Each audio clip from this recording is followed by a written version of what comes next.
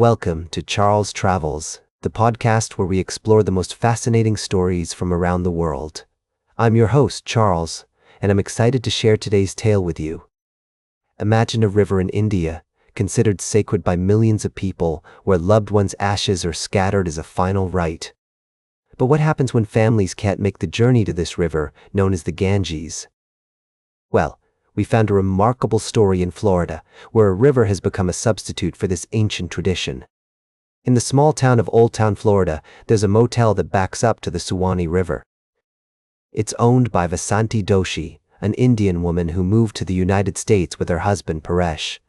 When Vasanti's father passed away, she wanted to perform a traditional Hindu funeral ceremony, but traveling to India was not possible, so she decided to bring the tradition to Florida. Vasanti invited a dozen Indian families to join her on the river, and they were shocked when she told them about her plan. But as they gathered on the riverbank, something beautiful happened. They felt a deep connection to the Suwannee River, which they believed was infused with the sacred energy of the Ganges.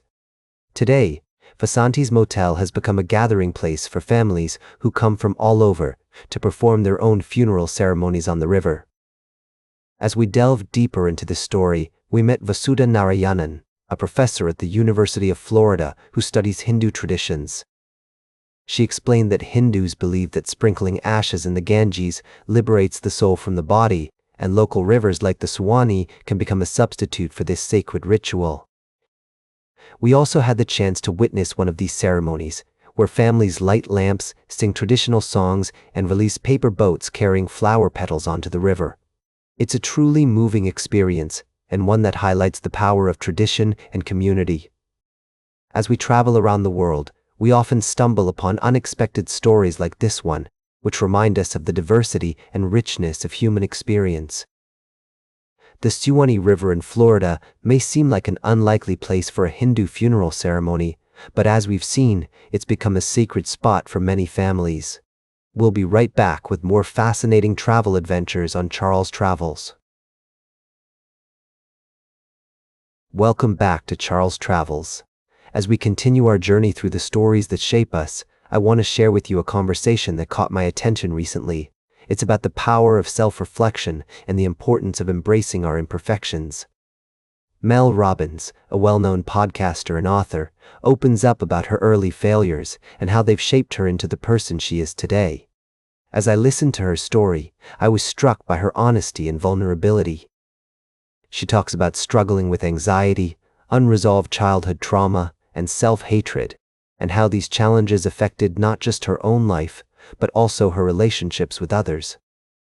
But what's remarkable about Mel's story is the way she's used these experiences as a catalyst for growth and transformation. She shares about how she's developed a stronger sense of self and a clearer moral compass over time, learning to trust herself and make better decisions. And it's this journey of self-discovery that has informed her work as a podcaster and author, helping others to navigate their own challenges and find simple yet effective tools for personal improvement.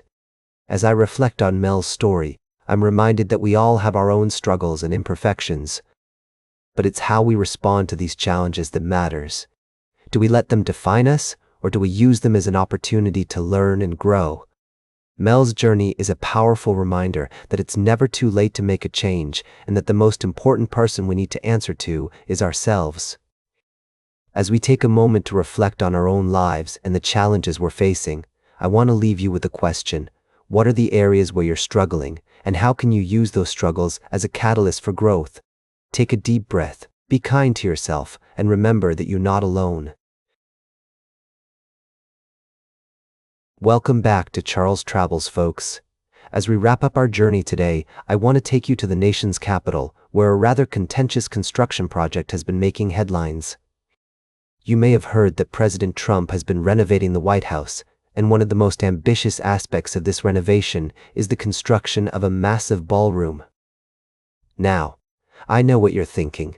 A ballroom in the White House sounds like a grand idea. But as with any large-scale project, there are bound to be some bumps along the way.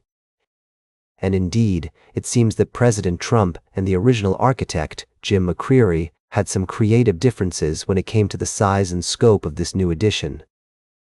As we delve into the story, it becomes clear that McCrary's vision for a more understated ballroom didn't quite align with the president's grandiose plans. The tension between them ultimately led to McCrary's departure from the project, with his firm being replaced by Shalom Bahrain's associates. Now, I must say that I'm intrigued by the choice of Shalom Bahranis as the new lead architect. His firm has an impressive portfolio, including a $1 billion renovation of the Pentagon. But what really caught my attention was Bahrain's own story, a refugee who found success in America and is now giving back to his adopted country.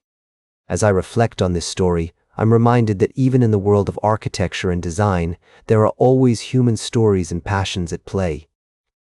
The renovation of the White House is not just about bricks and mortar, it's about the people behind the project and their vision for America's future. And so, as we conclude our journey today, I want to leave you with a thought. What does the White House mean to you? Is it a symbol of American history and democracy, or is it something more personal? Perhaps it's a reminder of the power of human creativity and perseverance. That's all for today's Charles Travels.